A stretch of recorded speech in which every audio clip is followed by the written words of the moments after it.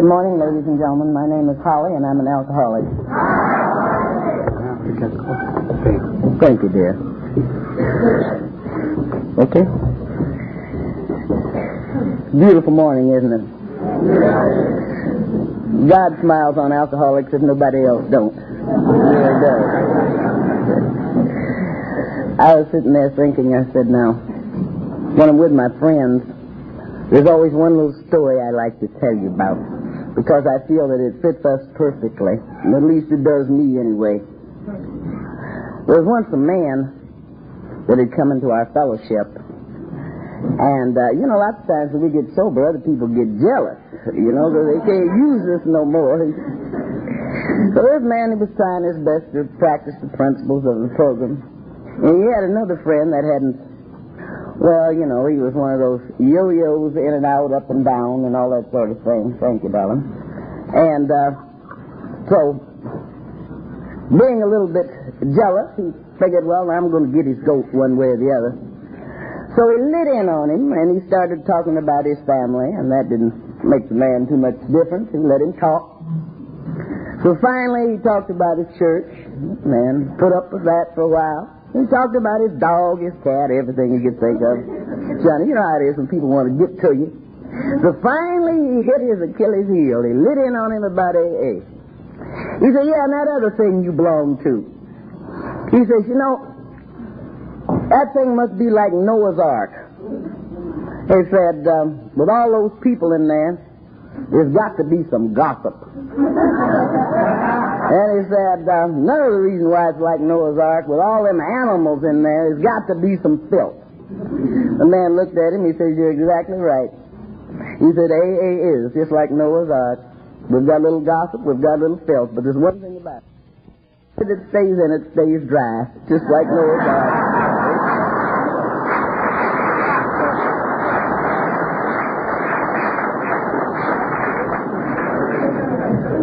So this morning we're going to try, if we can, with God's help, to go one point beyond staying dry. We want to be sober. Now the big book tells us our stories reveal in a general way what we used to be like, what happened, and what we're like now. Well, I could stand here all morning telling you what I used to be like. But that to continue to give you a drunkalogue, as Shakespeare would put it, a tale told by an idiot full of sound and fury signifying nothing. Because everybody in here knows how to get drunk. All you got to do is open your mouth and swallow. But on the other hand, to let you know that I belong, there's another thing. It's a known fact. I've been around a day or two. And there's not something wrong with you when you come in. There will if you stay. There's going to be something wrong. Something one way or the other, because you're going to dig up some character. If you don't dig up your character defects, your brothers will. In fact. Got them all down. So I will start with a little bit what I used to be like by telling you I had my first drink when I was about 14 years old at home. Lots of times we like to think that old poor so-and-so fell into with bad company. Your parents feel good or other people feel good and say, well, it's not his or her fault. They fell in with bad company. Well, anybody that fell in with me fell in with bad company. Believe it. I was real right for the deal. I remember at home, my grandparents were teetotalers in a certain sense, but I'd been in AA for a long time before I found out that about all of my aunts and uncles were alcoholics or drunkards or something was wrong with them. For a long time, I thought, oh my gracious, no alcoholics in my family until I started taking their inventory and I found something was wrong. Well, nevertheless, my grandfather, who had arthritis, I suppose, or rheumatism or whatever it is, he had an old bottle of whiskey there, and he ruined it by putting in a whole lot of herbs and rock candy and crap like that. And he had it in the drawer, and when the weather was bad and his leg hurt him, he'd come crippling in there, and open that drawer and take 2-3 swigs out of it and sit there and rub his leg, and then he would walk away. So I thought I ought to try that. I didn't have arthritis then. I switched in there one day, and I took more than 2 or 3 swigs out of it, and I crippled away.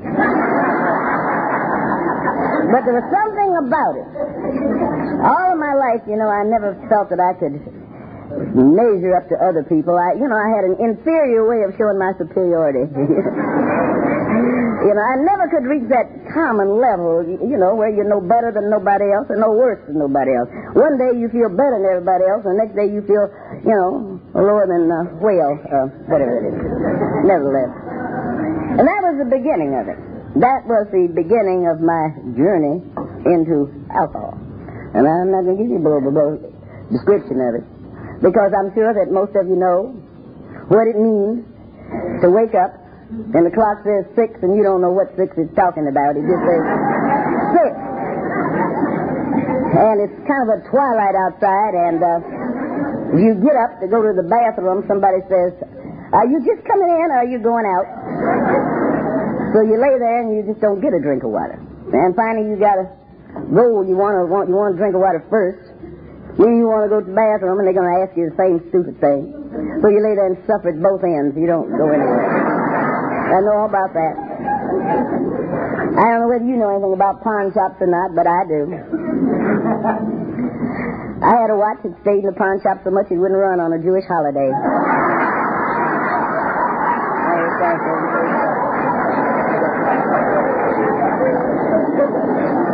Now, the thing about this watch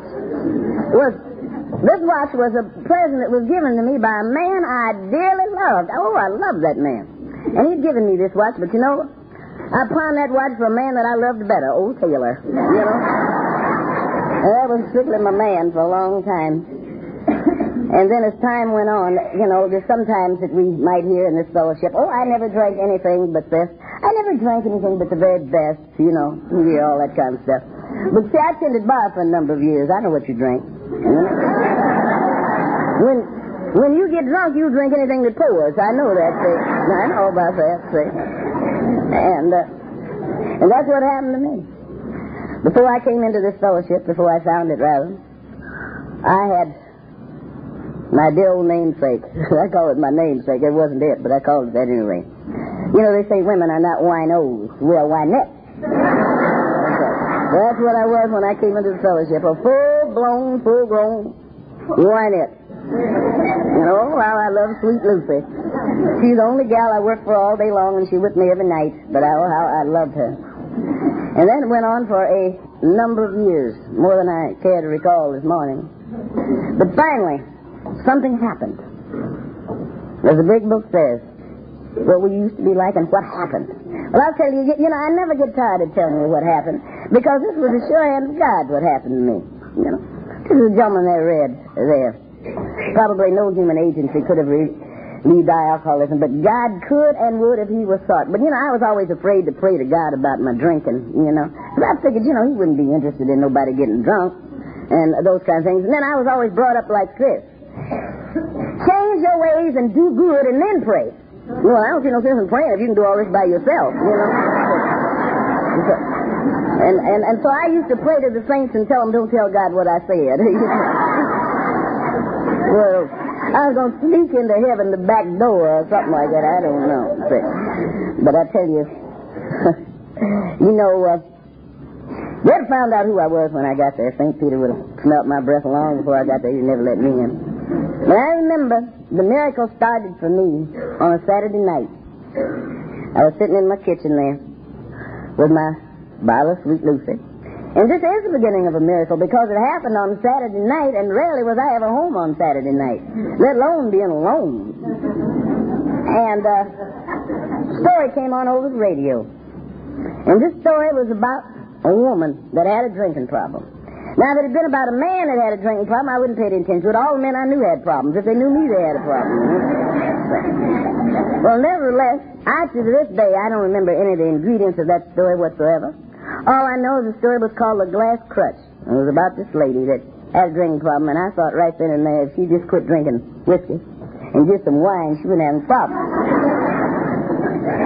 And it said, if you ever need our number, we'd be the first one in the phone book. Well, I thought that's a lie. 6 or 7 years prior to my coming into this fellowship. That story stayed on my mind.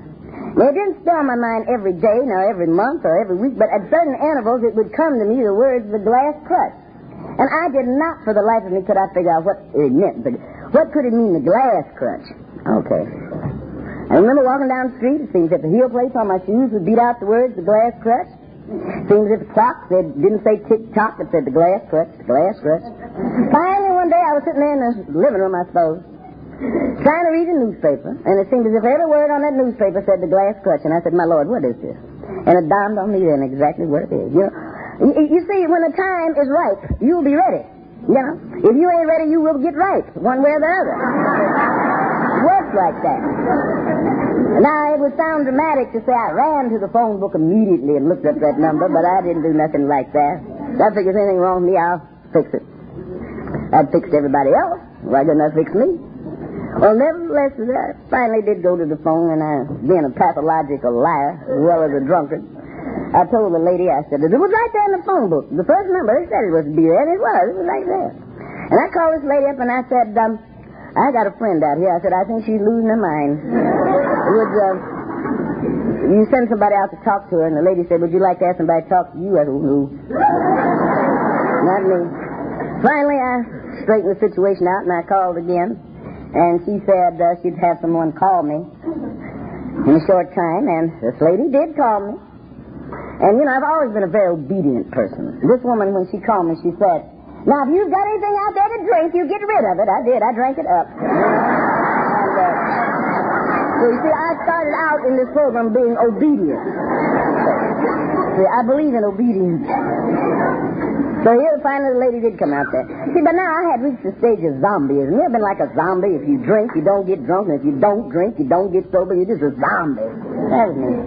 But alcohol is everything the big book says it is. Cunning, baffling, and powerful. So just about a few minutes or a short time before I went to that first meeting, a couple of lushy buddies of mine came by there, and they gave me a couple of drinks, and it just woke up this alcohol, Have you ever got up in the morning and took a cold drink and got drunk all over again? Well, that's exactly, I heard a lot of mm-hmm. So you can identify with me. See, I didn't get this out of no book. I got this out of the gutter, So anyway, out of the bottle. And wherever the bottle was, that's where I was. Well, nevertheless, that lady took me to that meeting anyway. And I don't remember too much that happened at the meeting. Only the three other gals jumped up and said, we'll help you with her. They thought I was going to be my pallbearers, I guess. There's one thing that woman said to me I shall never forget the longest day I live. At that time, I had 2 children. And, I had a husband, somewhere around there. But, no, I had put him out by then, that's right. Well, nevertheless, I said, I've got to do something on account of these children. And that woman said the magic words to me, and I haven't. If she never said anything else, and if I never learned anything else, this is one of the things I will never forget. She says, you've got to do this for yourself. That did it. You see, people were always telling people, oh, look what you're doing to so-and-so. Oh, look what you're doing to your job. Look what you're doing to dear mother, dear Fido, or anybody else. Look what you're doing to you. And then we come in the program, they tell us we're the most important person here. Sure, if I get myself straightened up, conscientious as most alcoholics are, they'll straighten up other things. Sure. Yes, we have to bring other things to their attention, but isn't it nice to bring it to yourself first and foremost? See, that's where the problem lies, with me.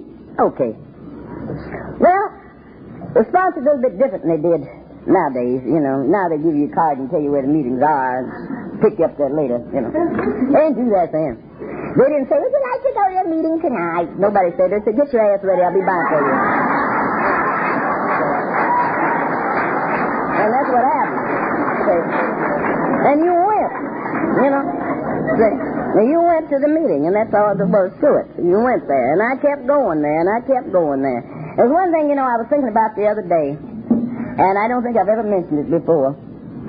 But one morning, I shall never forget it. It was at a morning meeting.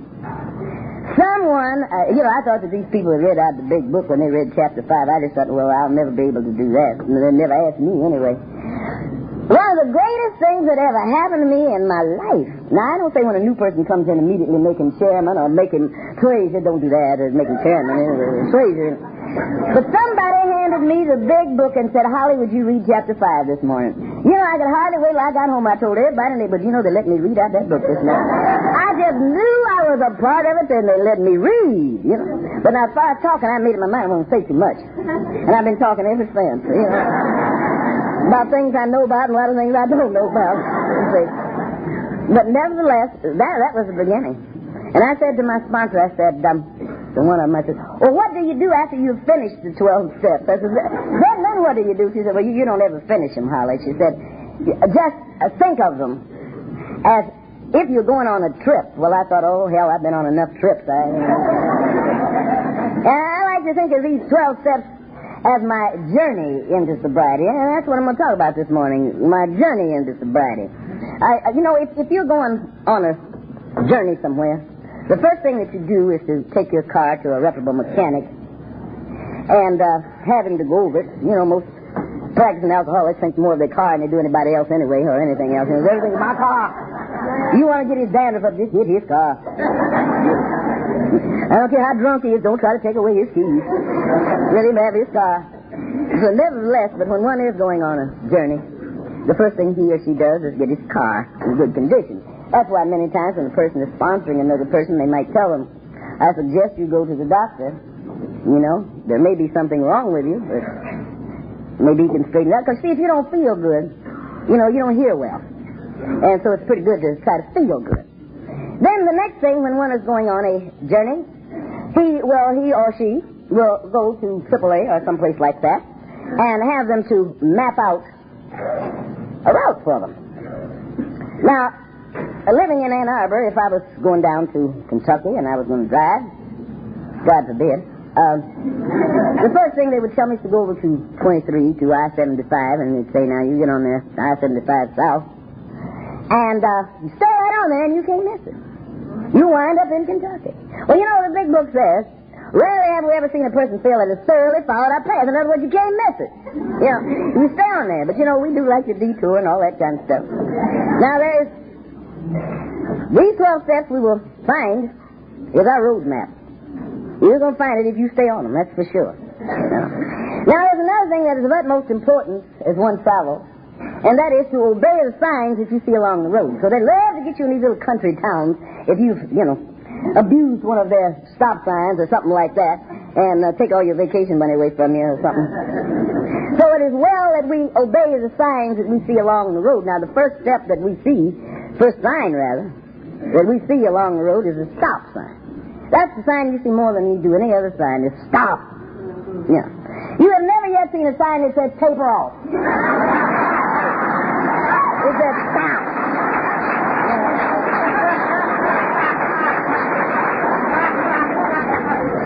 You know, policeman in the world don't buy that. You know, this officer I've paid for now. And hence it is with that first step of our program, where we admitted we were powerless over alcohol, and our lives have become unmanageable, you know.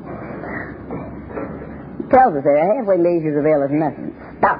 Right then and there, you know. In other words, what are some of the stop signs that I ran through? I can't tell you all of them. Time is too short. Some of the signs that I know I should have stopped. But, you know, like everybody else, you know, I think I can beat that light. I think I can beat it. You know? And run right into the arms of the man every time you think he's going to beat something. When one has to steal from himself, he needs to stop. When one has to lie to himself, he needs to stop. Now, you go out and work all day long and spend your own money and bring home some whiskey and hide it. And it's even Christmas time. It's your whiskey, your house, and you're going to bring something in and hide it, and it's nowhere near Christmas, but you're hiding things already. And somebody will say, just lying bit. What is that doing over there? I don't know. Not only would you bring it in there and hide it, and then lie about it, and it's in your own house. So I needed to stop. And then justify. Oh, baby, I could justify every drink I ever took in my life. You know? Rationalization was the thing. And, you know, a friend of mine, somewhere down in the South, I can't remember where, he told me about rationalization. I'm going to tell it to you. If you don't like me for saying it, well, that's your bag. He said rationalization is just like masturbation. You're screwing yourself.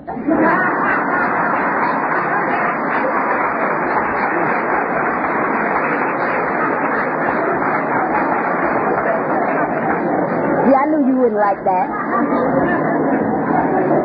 And then I become preoccupied with drinking. I mean, I was really and truly, you might have started out, I needed to stop. You might have started out, shall we say, just drinking on weekends, one of those kind of things. But you're preoccupied, you can hardly wait till Friday comes till you name Thursday Friday. And then you say, well, I told that lie. I never drank before 5, but I never told you what 5. Which 5 it was. I never drank before 5 o'clock. So then, after all, it's too long to wait till Thursday, so then it begins a daily deal there with me. And not only a daily deal, then I knew I needed to stop. When you get up in the morning and have to reach for a drink. Now, something is going wrong. See, Mike, I would scare the daylights out of a person to figure you got to get a drink time you get up in the morning. And one of the things that I have often thought about that I used to say, I got to have me a drink. I got to have a drink. See, anytime you got to have one, you don't need one, See? When I got to have a drink or I need a drink, there's a difference in saying I'd like to have a drink or I'll have a drink. But I got to have me a drink. No, I need me a drink. Or if I'd have had a drink, I'd have sure told so-and-so off. And then this old deal of anxiety. Oh, I love to put that in other people. You know how you come home and you didn't want to be home, but after you got in, you want to get back out, but you don't know how to get back out. So just walking on out. No, you got to upset everybody. So you start walking up and down. Instead of just saying, I'm going out for a while. Oh, no, see, we got to have an excuse for everything.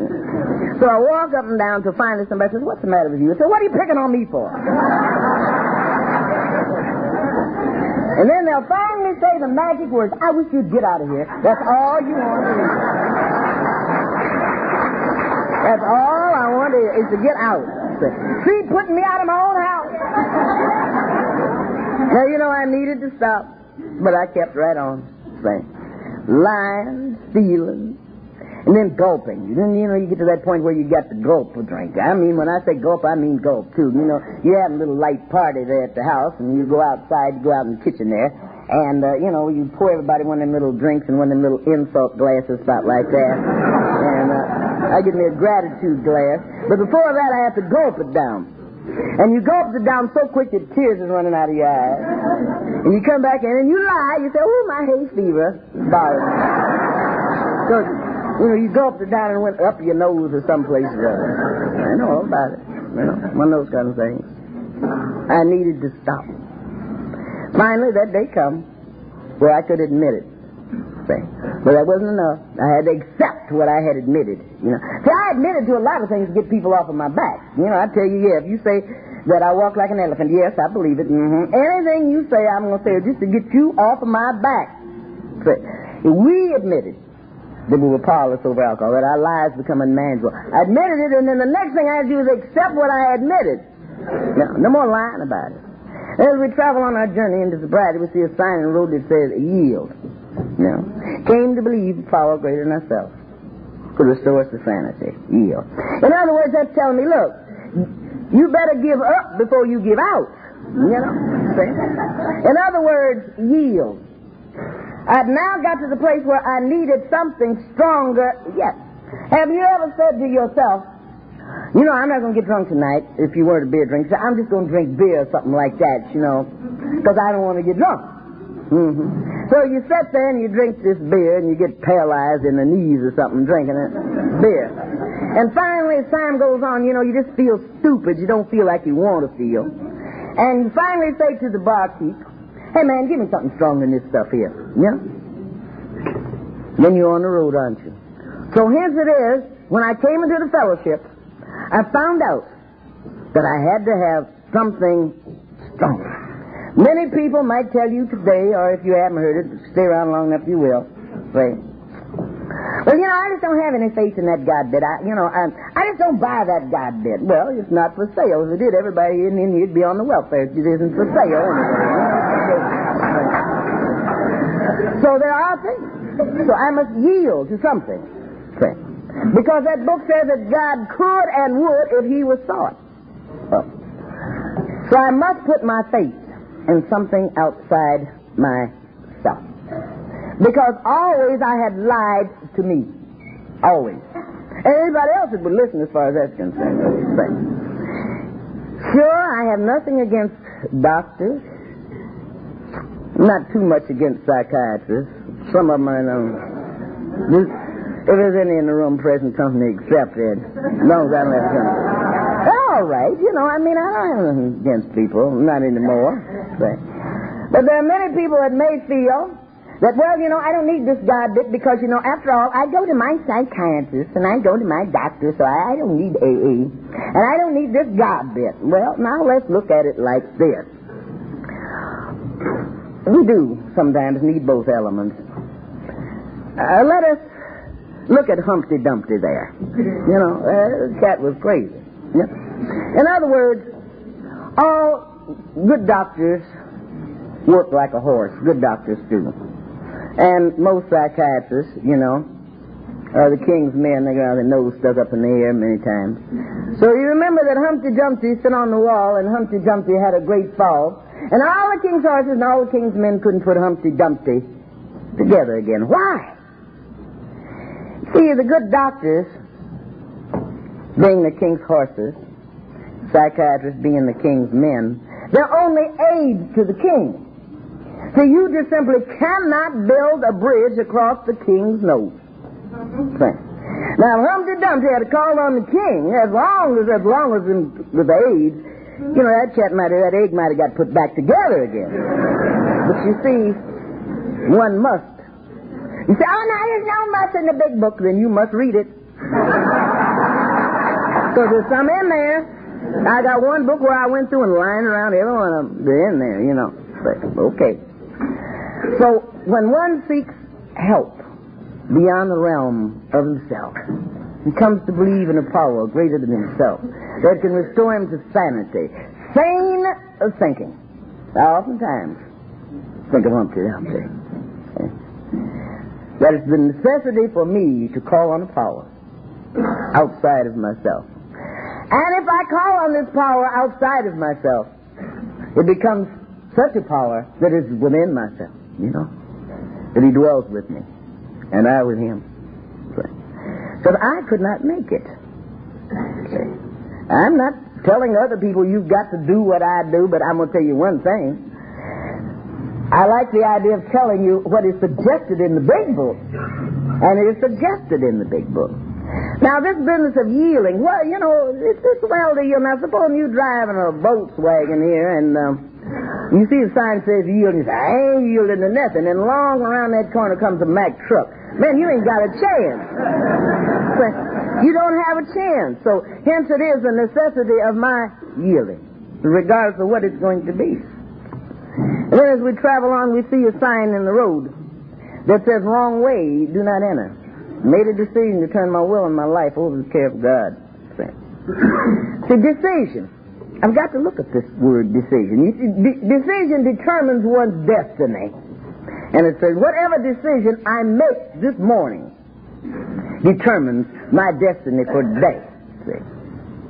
But when I make up my mind and say, well, I think I can do it myself, wrong way, do not enter. See? That's it. A decision to turn my will and my life. It's just like a car, your will and your life. You got to have everything in gear before you start out there. Will and life. And then again, we will say, well, I just simply can't trust. How can I turn my will and my life over to things that I can't see? Well, can you trust did you ever see the wind? No. But you can feel it.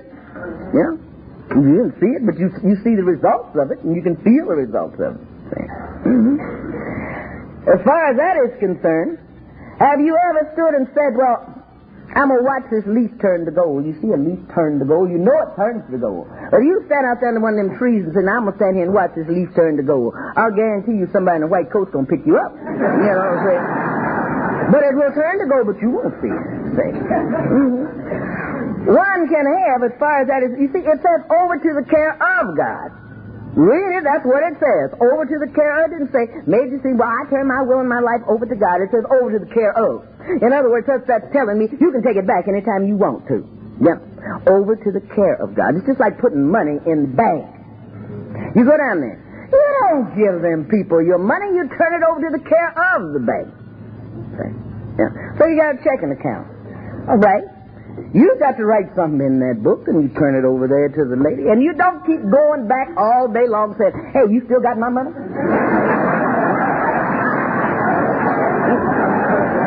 You turn that money over to them people, and, you lower it and get them rounded, and then write it down in the book.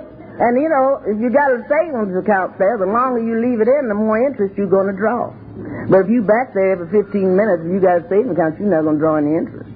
That is why sometimes when things go rough, when we've got days that gotta go rough and gotta get tough, maybe we can live off of that interest, Because I made a decision to turn my will and my life over to the care of God, and this morning I'm standing here on the interest because it's there. I put it there, and I know it's there. Care of. So God is not my garbage pail. I made a decision to turn my will and my life over to God. Anything comes along wrong, they just dump it on him like that. It don't work like that. Over to the care of. See, free will is the only thing that I really have that I can give God is my free will.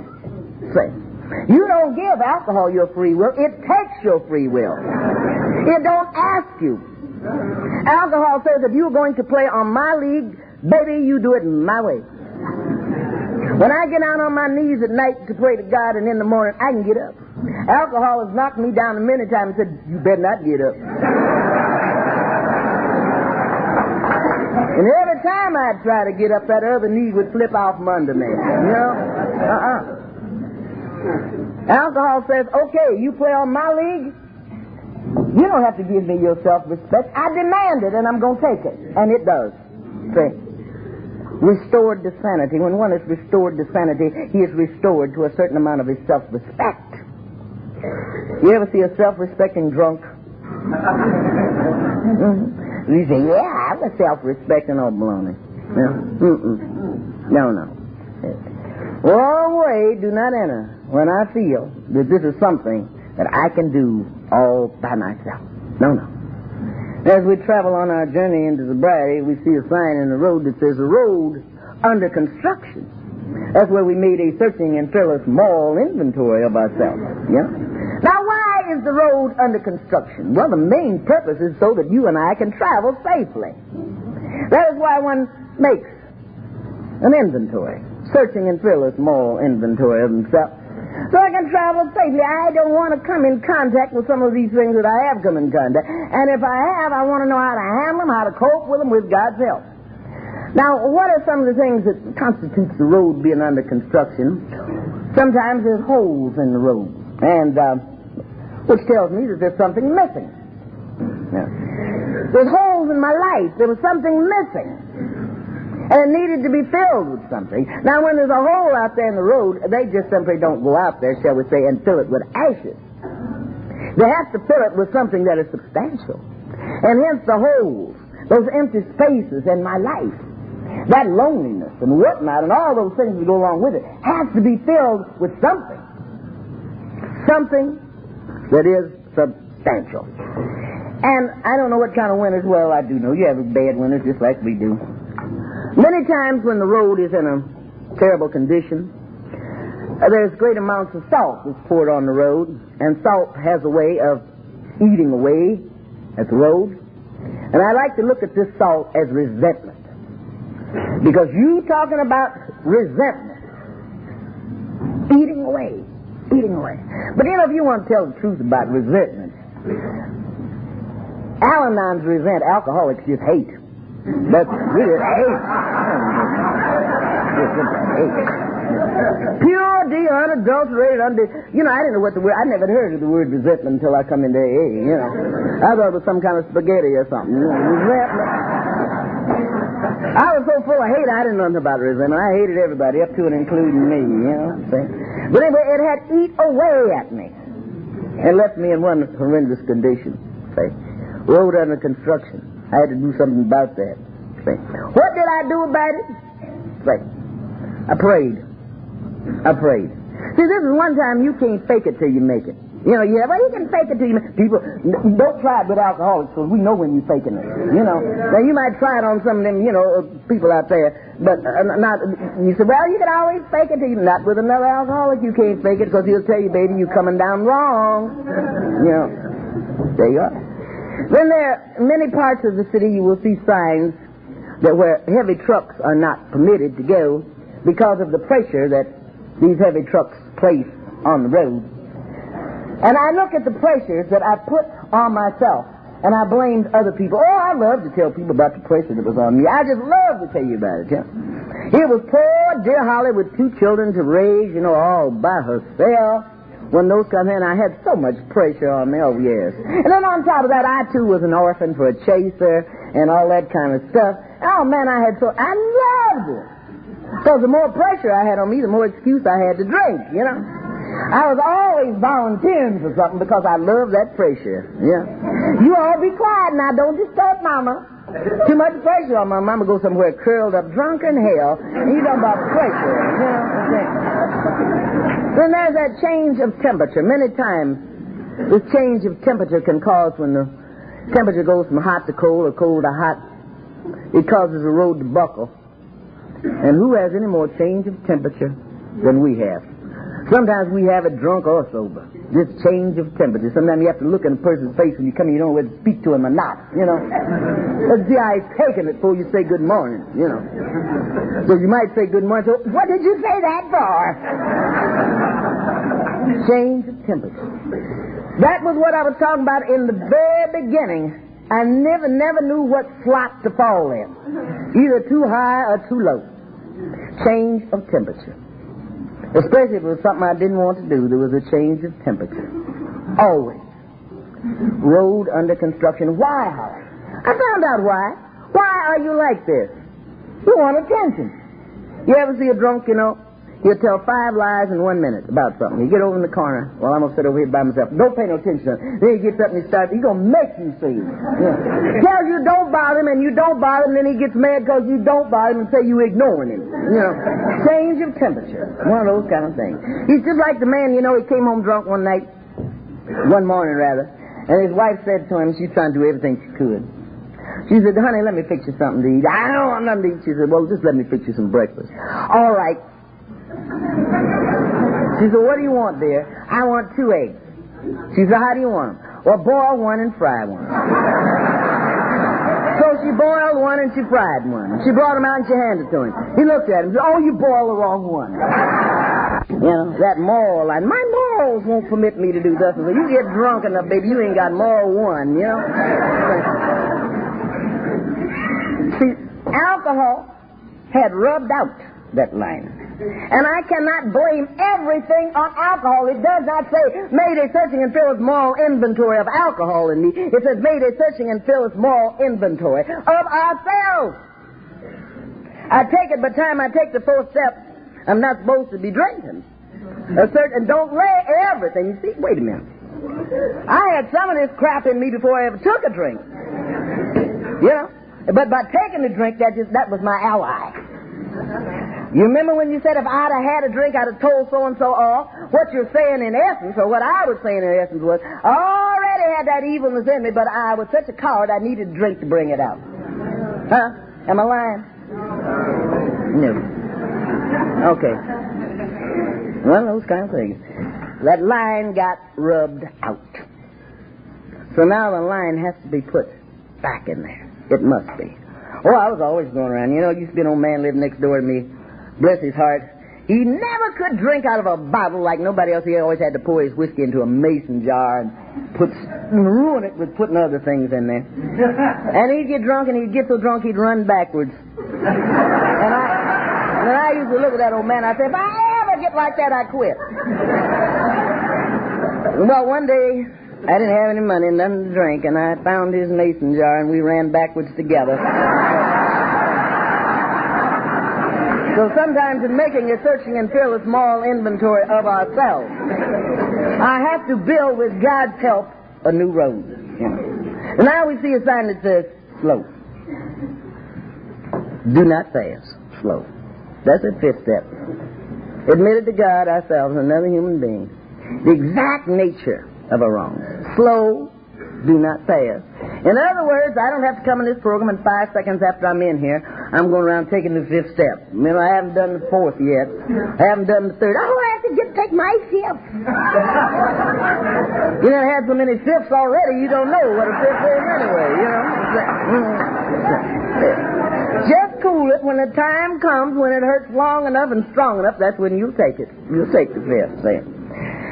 Half the time I didn't understand what the 5th meant because to begin with I said, I ain't gonna never take no 5th step. Admit to God, ourselves, and another human being the exact nature of our wrongs. Well, what does it mean? The exact nature. My motive. Why did I do what I did? Motive. Did you steal because you were hungry or did you steal because you were greedy? Motive, say. You know, sometimes we said, oh, so-and-so, he hates his job, he hates his family, he hates his... He didn't hate anybody. He's just scared of responsibility. The exact nature of his wrongs, he's just scared to be a man. He's scared to be a woman. Scared to face responsibility was the exact nature. See? I love the whole lot of responsibility. I believe in overdoing it. See? The more the merrier. And then the more things I had to bellyache about. The more things, the more reason, excuse to drink, because all of this poor responsibility is on me. See? And many times, because I had so much remorse, and I had to look at that, and guilt, you know, I get so much remorse, I had to look at that. That remorse I had wasn't nothing but self-pity turned wrong side outwards, that's all it was. And I was calling it remorse, I was just feeling sorry for Holly. No. I wasn't so sorry for what I did as I was sorry because I got caught doing what I did. If somebody else could have done it, you know, that would have been all right. But I was sorry. And finally that day came that I knew what true remorse meant. And I also knew this, that true remorse did not mean that I had to become, shall we say, what is it there, a throwback for anybody. Because humility wears the cloak of dignity. And dignity shrouds itself in humility. When one can see his wrongs or her wrongs, and is woman or man enough or human enough to admit them, see, then one becomes a whole person. See, the exact nature of my wrongs. That's what I had to look at. Then another thing, exact nature. Many times you say, well, I don't know what I did. Well, sometimes it's not what you did, it's what I didn't do. Many times. It's what I didn't. Motive? Why is it you didn't do it? Fear. I was afraid if I did it, I'd be criticized. Well, I do it now and I get criticized anyway, so it doesn't make any difference, you know. And then, you know, how much can I get away with? See, a drunk will try you. We even try ourselves. How much can I get away with? Exact nature of my wrong was my ego told me at times I was smarter than anybody. Exact nature of my wrong. I knew it all. And the longer I stay in this program, you know. But I'm honest enough now to admit it. I don't care what you talked about before, I knew all about it. You know. Oh, honey, you know, you go into a bar, before they even had nuclear physicists, I was one. I knew all about it. Now as we travel on our journey into sobriety, we see a sign that says Detour. Entirely ready to have God remove all these defects of character.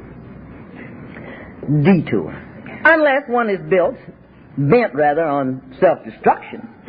You know, sometimes we feel that, well, I got away with it before, I don't see why I can't get away with it now. I got away with it before, and many times the person will say, we might think I've thought it myself, you know. Well, it didn't make me drunk. Say, I'm still sober. It didn't. I said, you mean to tell me you could do that and you didn't get drunk? Then you wasn't sober to begin with, you know. You was just dry that day. Sober people don't do those things, Holly. No. Unless one is bent on self-destruction, you know, many times you may be driving along there, you know. As the big book tells us, we thought we could hold on to our old ideas. We thought. Just like the man that's driving down the road and it says, the bridge is washed out here, detour. Oh, I made it before, I can make it this time. Honey, the water may be a little bit higher this time than it was before, you know. Holding on to my old ideas. See, a little show-off can cause a great big fall-off. I have to watch that sort of thing. And then again, I must detour this. Oh, he's sober now. She's sober now. And oh, isn't he or she ambitious? Are you ambitious or just plain greedy? What is it to you, I have to learn to live and let live. See? Well, I've got to get to the top. All of a sudden, I didn't know there was no top in AA. I got to get to the top right away. Look at all the time that I have wasted.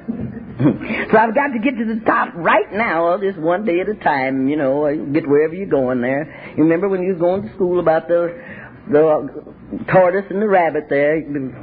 He was kind of slow, but that rabbit, he must have been alcoholic or something or other there. And then again, we try to pull off this stuff on our people that love us. It's got to be my way or I can't stay sober. You got to do it my way. Oh, got to walk carefully because poor dear Ned, if you say this or do this, he'll get drunk. If he's going to get drunk, he's going to get drunk anyway. You can tread all you want to. If he's going to make up his mind to get drunk, he's going to get drunk. Things have got to go my way. I've got to have this back, that back. And the program has taught me first things first. Whatever God wants me to have. We say, give us this day our daily bread, but Lord, I want peanut butter on mine. And then we begin to say, well, I wish I could want to stay sober. I wish I could want to.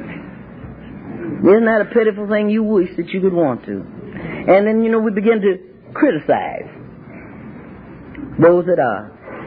And let a person go out and have a problem. Oh, see, when a person goes out and have a problem, first thing I think about, wait a minute, you better take an inventory, Holly. Maybe you're doing some of them things too, so you better take an inventory. And then again, I must say, but for the grace of God, it could be me. Because there's nobody that's ever stayed in this program so long that they can't get drunk. I don't care how long you've been in here, you can still get drunk. They'll sell whiskey to me after 25 years just as quick as it will to somebody that's been in here one day. And one drink and they won't have to sell it, I'll steal the rest. So as we travel on our journey into sobriety, we see this sign now, bumps and curves, Humbly ask Him to remove our shortcomings. Those little bitty things, bumps and curves. You're driving down the road and you see this little sign that says bumps and curves. Well, you figure, wow, that's a little bitty old bump, a little bitty old curve. I don't need to pay any attention to that. That's not very big. Well, you just try it. You wind over in the cow pasture, bumps and curves. And when I was going to school, they taught me in Catholicism, catechism there, to avoid the near occasion of sin. Well, I looked for the first occasion I could find. Avoid the near occasion. So now I must avoid the near occasion of that first drink. I finally have learned to use those words for my benefit. Avoid the near occasion of that first drink. And one of them is pretense. Anytime that I pretend anything to be other than what I am, I'm in trouble. Really. Pretense. I cannot pretend that I am staying sober for me and I'm doing it for somebody else, or in order to get what I want. How we can pretend to stay sober. Oh, we just lie. You get your license back. Get it back. Procrastination. I have to watch that. That's another one of them bumps and curves, We say, well, just as soon as I get my license back, I'm going to come to AA. Well, but you walked a mile. And it wasn't for a camel either. Well, and then here comes along the gal. So, I tell you, I'm, just as soon as I get something to wear, I'm going to come to the program. But right now, I don't have anything to wear, but I would come. What'd you wear the night you did the striptease? Or if you just got out of the hospital. Well, I would come to the meeting, but, I've been in the hospital about 10 or 11 days, maybe 17. And I got to stay home and get reacquainted with my family. They already know you. You don't need to get reacquainted with nobody, And then, I'm going to keep on taking these pills, them wake them up, shake them up, somebody said, look, why don't you tell your doctor, don't give you them kind of pills? Well, I'm just going to take them, till I get over the hump. That's all. Gonna get over the hump. What hump? Pills. Sometimes you open a person's pocketbook, it looks like an apothecary. So many pills in there. Well, I just can't sleep at night, so I just have to take something to sleep. I get so tired of laying there counting sheep. Well, if you talk to the shepherds, you don't have to count sheep.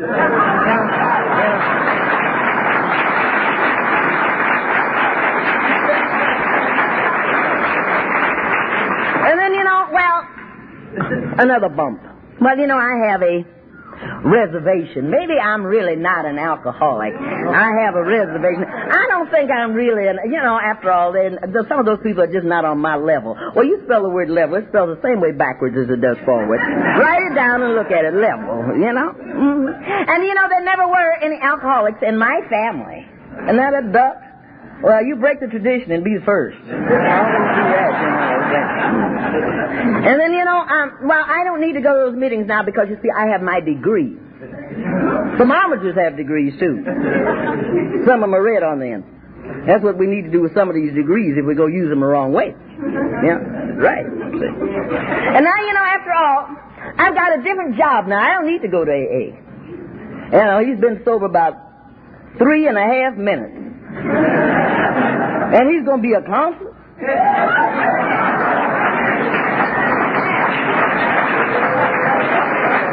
Because he's got a degree. He's going to straighten out lives, and his own is so screwed up. Walking around, he's looking for a desk to put his feet on, Yeah. He's going to counsel somebody. He's been sober 3.5 minutes only. Yeah. But he's got a degree. Mm-hmm. Well, I won't talk too much about that. I got told about that once before, but I'm still going to say it.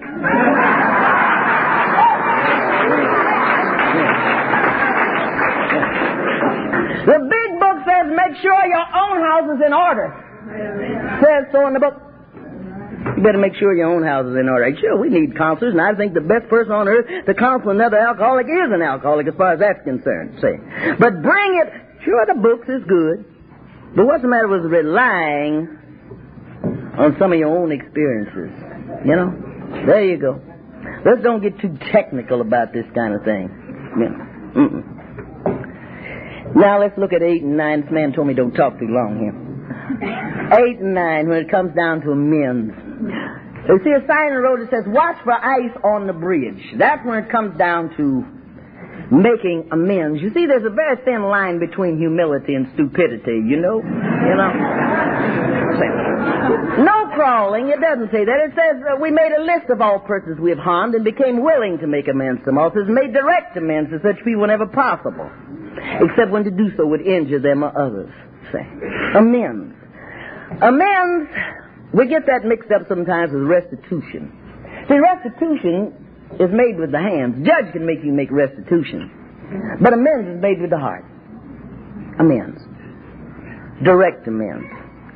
Again, make sure your own house is in order. See, I have to watch for that ice on the bridge.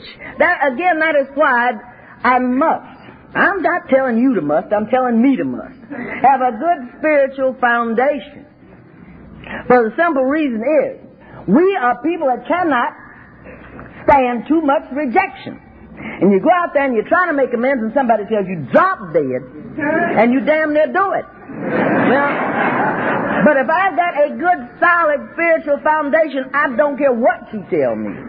See? Because God is not in my corner, I'm in His. Cross over to the other side. Sure, there are certain things and certain people and certain places that I have to let go of. Yes. And then, I cannot get uptight too quickly. If I am rejected, I must remember that I too withheld love. I too wanted to run the show. I have to remember all this. So when love isn't returned to me as quickly as it should, and possibly not at all, I must remember that I might very well have been the destroyer of it. Say. So here I am. But if I have a solid foundation, a spiritual foundation, the bottom will not fall out. Things will fall in place. Now, as we travel on our journey into sobriety, we are told here, continue to take personal inventory, and when we were wrong, promptly admit it.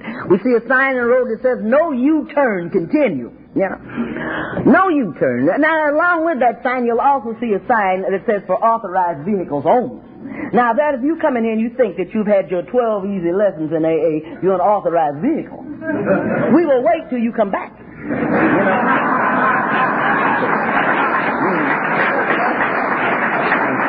Now, just what are some of the things what are some of the things that we may feel that gives us a right to make a U-turn? Well, there's sickness. You say, well, you know, so-and-so is sick, or I got sick, I don't feel good, so I think I'll get me a few drinks that would make me feel better. Well, then you're going to get sicker, you know. And you say, well, my dear mother or my dear whatever it is sick, so I must take a few drinks because I couldn't stand to see so-and-so suffer.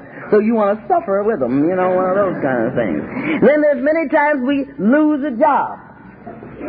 Okay, no U-turn, lose a job. Sometimes stop and think about that job you lost. You know, maybe you want other people to think that you feel bad about losing your job, when really you tickle to death that you lost it. You just didn't have the guts to quit it. You know, but this gives me an excuse to get drunk because I got fired. You wanted to quit anyhow, but you didn't know how to tell a man that you didn't want the job. And then there's divorce. You think, oh, my gracious, I know I'm going to get drunk now. So-and-so is divorcing me. And I've quit drinking and they're going to get a divorce anyway. Yeah. So there's other things you've done besides getting drunk. So there we go. Just because, you know, you don't throw no silk blanket over no mule and make no racehorse out of him. Just because you're sober don't mean that that's all of it. You're not drinking anymore. There's other things, you see. You know, there's more steps than one.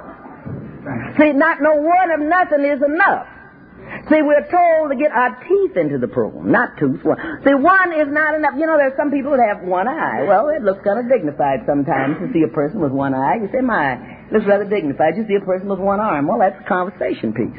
See a person with one leg. You say, well, yes, rather dignified. Isn't he carry him or her carry themselves well with one leg? But you ever see a man with one tooth, he looks like hell, don't he? You don't look right with one tooth. Now, this program says get your teeth into it, even if you have to go out and buy some, you know. And then again, here we come along. Well, what happened? Oh, I got bored. Oh, my gracious. Well, I was going to AA, but, you know, I just got bored. Well, so what? A lot of us get bored with a lot of things, but you wouldn't go out and buy a stick of dynamite because you got constipated, would you? Okay. Now we see a sign in the road that says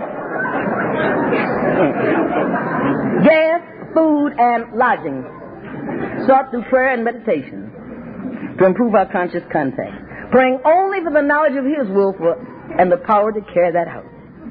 Gas, food, and lodging. You know, that's a beautiful sign. And that's a beautiful step. That 11th step is a beauty. Sought through prayer and meditation to improve our conscious conduct. You got to know somebody before you can improve on, you know, your relationship with them, though. See, 2 and 3, you meet him, you know. He knew you all the time, but you're just not meeting him. So, you know, but you can't get carried away with that sign that says gas, food, and lodging. Because there's always another sign that's right next to it that says watch for fallen rocks. That's what people that's going to come along, you think you're doing real great, and somebody comes along and says, you know one thing? You're just a bigger fool now as you was when you was drinking, you know? I don't believe you have to go to all them meetings you're going to. Who you going there to meet? Watch for fallen rocks. Because they are there. See, I like to feel as long as I am in AA that I will constantly be in the recovery room. See, you and I have had one of the greatest operations that a person could ever have. See? And this operation could only be performed by the master surgeon. That's all. We have had a personality operation. See? And only God can perform this operation. Nobody else. I don't care who your psychiatrist is. I don't care who your counselor is. God performs the personality operation. And as long as I'm in the recovery room, they're taking my 4 vital signs. I can take them. Pride, fear, resentment, and self-pity. My 4 vital signs. And I don't need any intermediary to go out there and call the doctor. I can fall down on my knees and call a physician myself. You know? So,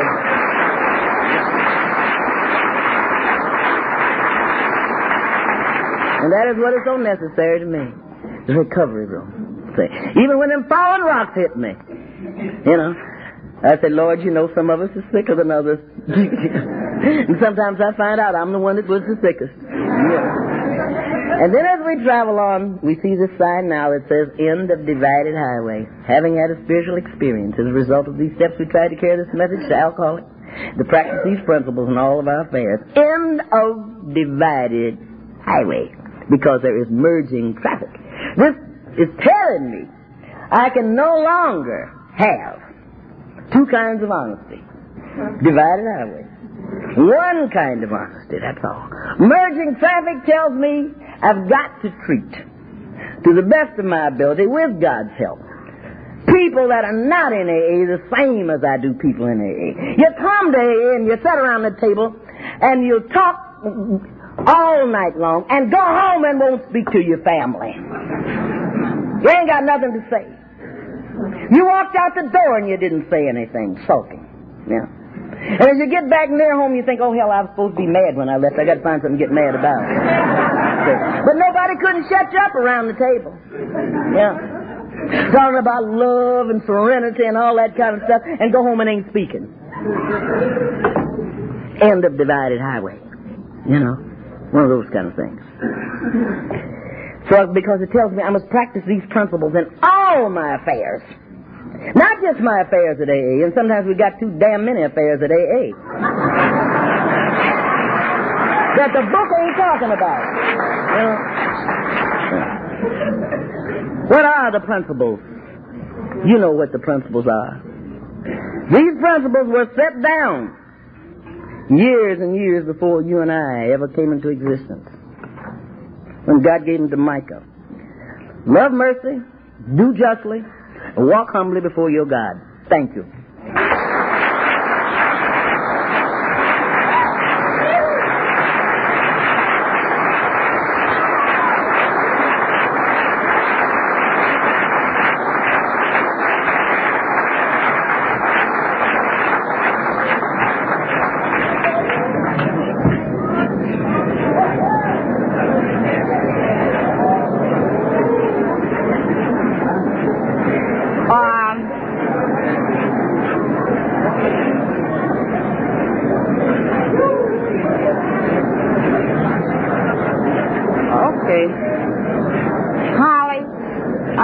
Give you this gift, the 45th anniversary of the Founders Day. Thank you.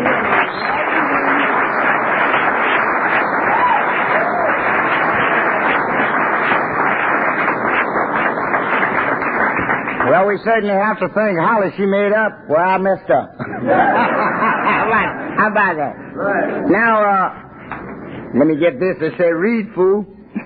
Women's closed meeting will be here at 3:30 instead of at the other hall. Also, the Tradition Play Friday night was taped and copies are available along with all others. This meeting is being taped. Cassette will be made and speed copies at the rate of 2 per minute, 124 hours. Cassette will be available immediately following the conclusion of this meeting at the Borgia Hall lobby. Order blanks are available and you may order tapes for future delivery at the same location in Borgia Hall at time during the conference. On Sunday morning there will be an additional order station operating for your convenience. One in Robert Hall and one in the lobby at the East-West Hilltop Dining Hall of the Garden Student Center. It is suggested that you obtain your tapes as the meeting proceeds, as this is the only way we can meet the demands. Sorry, but no other tape is permitted by the university. Thank you for your cooperation. Our public relation policy is based on attraction rather than promotion. We need to always maintain personal anonymity at the level of press, radio, and film. Then I'd say, Betty, I'm sorry. Well, what a print, and I do. Now, would you all please join us in Lord's Prayer? Join hands, please.